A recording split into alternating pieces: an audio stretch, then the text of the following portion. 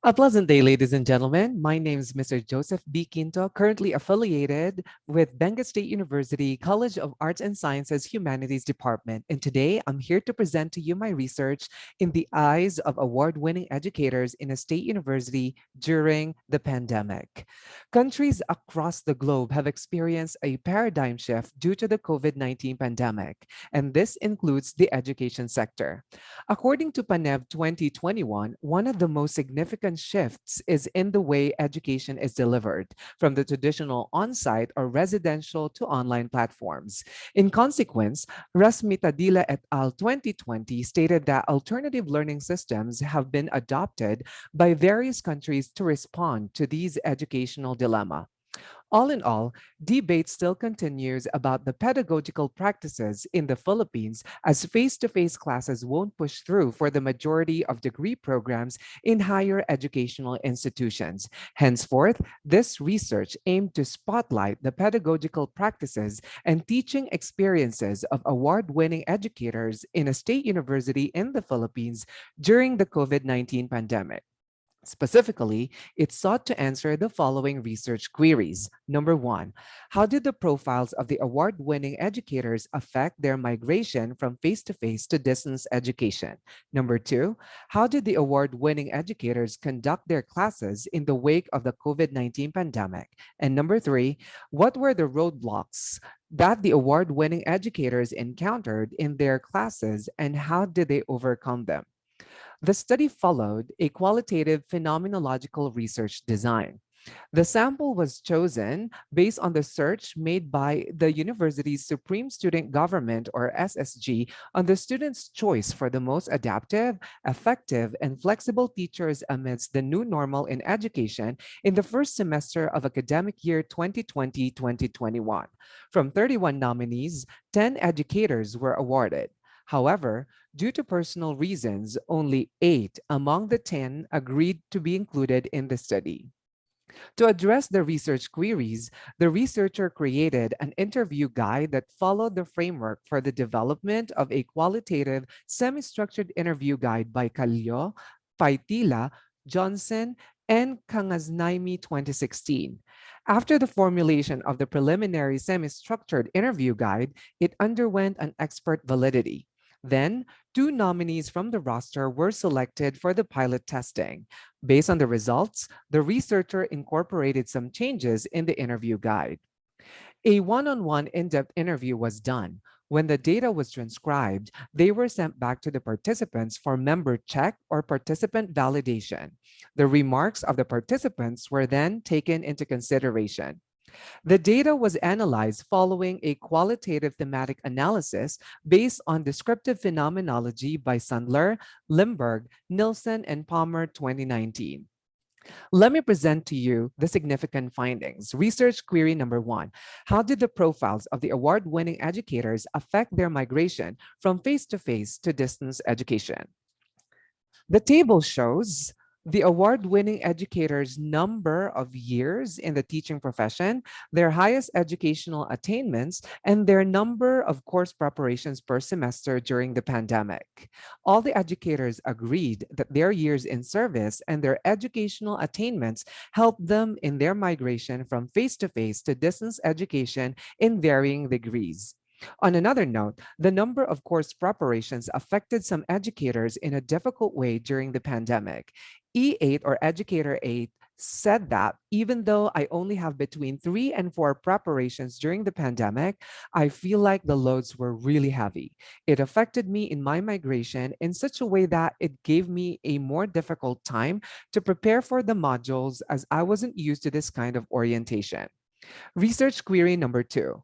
How did the award-winning educators conduct their classes in the wake of the pandemic?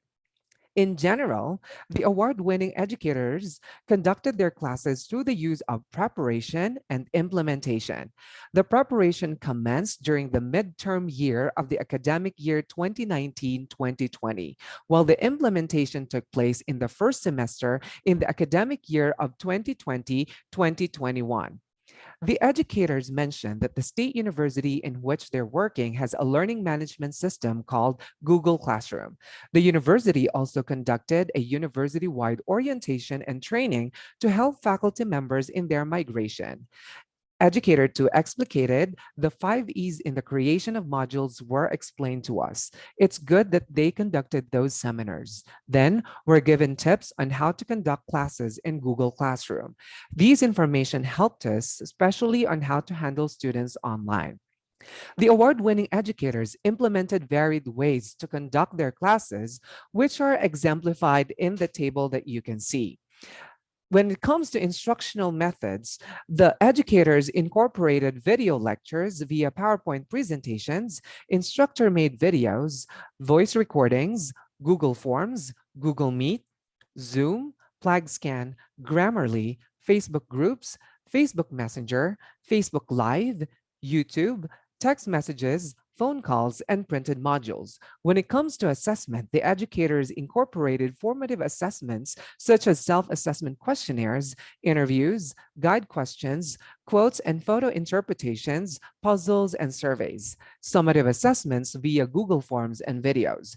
When it comes to feedback, the educators incorporated individual feedback provided in Google Classroom and Facebook Messenger to call the attention of students, to acknowledge student submissions, to ensure the receipt of the materials, to point out errors, to provide comments, and to provide encouragement. Collective feedback solely provided through Facebook Messenger to reiterate something on their work, to remind them that requirements are submitted, to remind them that requirements are not submitted, and to remind them that requirements are submitted on time. Feedback from students during classes through Google Forms and after sifting through comments on Facebook. Research query number 3. What were the roadblocks that the award winning educators encountered in their classes and how did they overcome them? The themes are synthesized in the table. The first roadblock is internet connectivity, and the solution is using self learning packets or offline modules and multiple platforms. Another roadblock is communication with students. The solution is staying professional in answering students, reaching out to them, and using dialects or the language that students commonly understand. Another roadblock is integrity of students' answers. The solution is using extensions on Google Classrooms, letting students open their cameras during summative assessments, using Grammarly and PlagScan to detect plagiarism, and dividing students in groups. Another roadblock is teaching laboratory courses, and the solution is sending comprehensive videos. Another Another roadblock is quality of students' work. The solution is selecting the most essential learning competencies needed by students and minimizing digital divide. The last roadblock is well-being of the educators, and the solution is setting a schedule to accomplish tasks. In conclusion, the primary purpose of this study was to spotlight the pedagogical practices and teaching experiences of award-winning educators in a state university in the Philippines during the COVID-19 pandemic.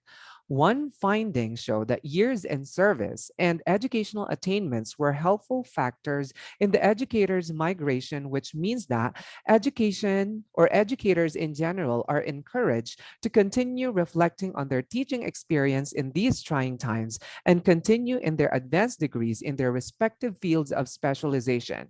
However, the number of course preparations per semester made teaching in the pandemic more difficult. This implies that educators could have more focus in preparing their classes, which are tailor fit in distance education, if their number of preparations is lowered. Another finding showed that the award winning educators conducted their classes by means of preparation and implementation. These are procedures that other state university educators and teachers in general may adopt or modify in the Philippines. At last, the educators specified roadblocks that they encountered during the first semester of the academic year 2020-2021 and how they overcame them. This may provide an avenue for teachers to reflect on the same problems or implement the same solutions wherever and whenever they see fit. The study has several limitations, though. First, The research was only limited to the pedagogical practices and teaching experiences of award winning educators in one state university in the Philippines. Second, generalizing the findings may not be possible due to the nature of its design. Finally, only 8 among the 10 awardees participated. In the future, a comparison can be drawn from other educators in other state universities and colleges in the Philippines. Other researchers could also lean on the perceptions of students regarding the best practices employed by their teachers during the pandemic.